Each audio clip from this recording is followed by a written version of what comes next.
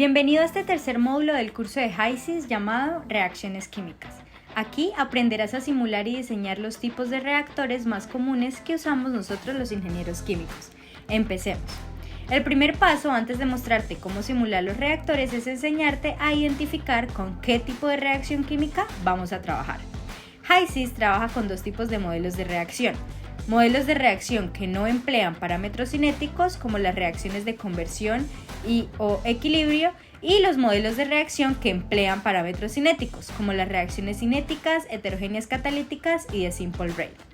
En los modelos de reacción que no emplean parámetros cinéticos no es posible realizar el diseño del reactor debido a que ni la cinética de reacción ni el volumen o su régimen de flujo son necesarios para realizar los cálculos.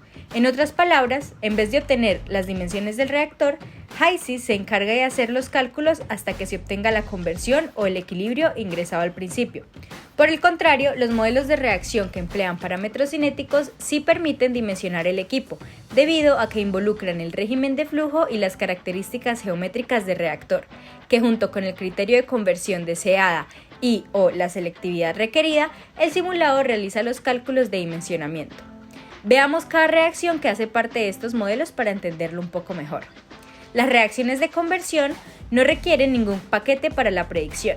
En este apartado, lo único que se debe especificar son los componentes que participan en la reacción junto con su estequiometría y, con lo más importante, el componente que manda la conversión que se desea alcanzar, la cual, por supuesto, no puede ser mayor a 100% y que en algunos casos depende de la temperatura.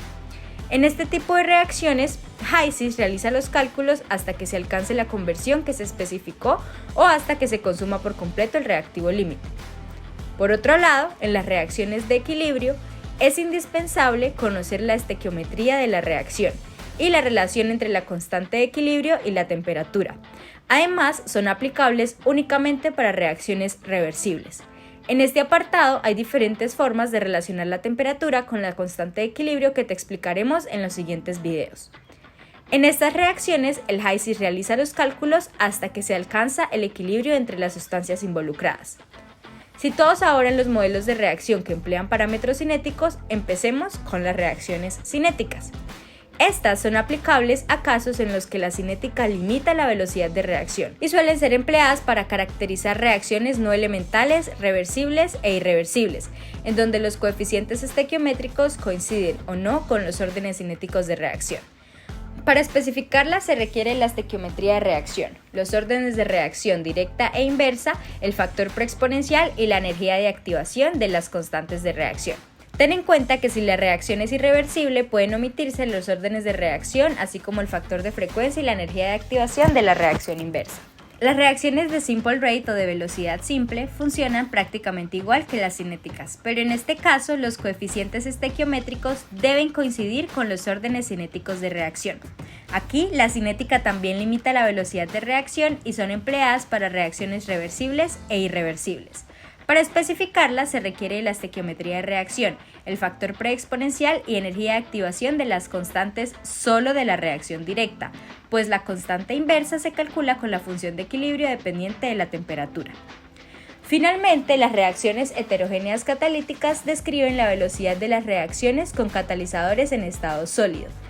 Para esta sección, HYSYS se rige por la expresión general de Jean y Huygens de 1950, que dice que la velocidad de una reacción catalítica está expresada por la siguiente ecuación.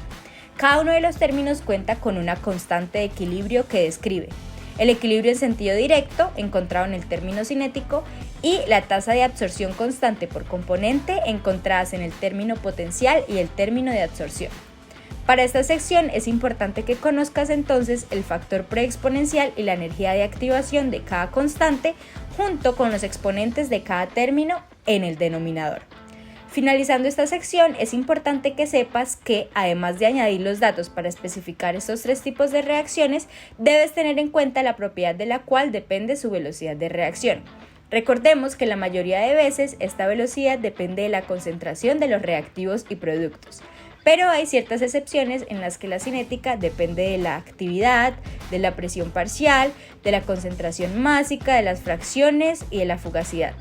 Estas son propiedades que HYSYS permite cambiar y más adelante te enseñaremos cómo hacerlo. Para sintetizar toda esta información te mostraremos este cuadro resumen que te servirá para la elección de tu tipo de reacción. Estúdialo y apréndelo. Hasta aquí llegó la primera parte de reacciones químicas. En el próximo video te mostraremos cómo agregar cada uno de estos tipos en el ambiente de Properties. Hasta la próxima.